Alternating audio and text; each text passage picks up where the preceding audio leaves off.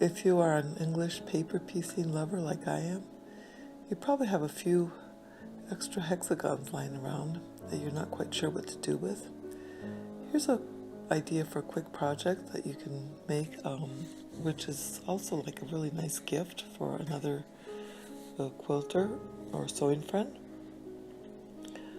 I tend to work with freezer paper, and I have a tutorial for English paper piecing using freezer paper.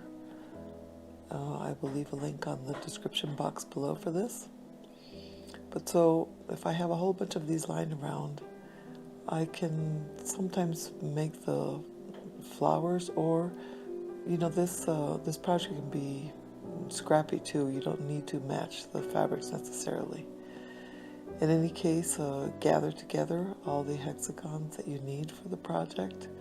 Start preparing or basting the different hexagons, and you start putting them together.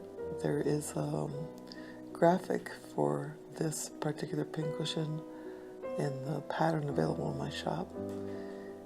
You just follow the diagram, stuff the little cushion, it's like a little pillow, and then you can add any kind of embellishments that you like to it.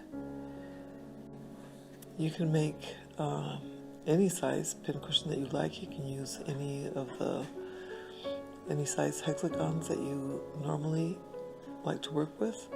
I usually make a 3/4 of an inch hexagons, but you can go small or big, any size you like.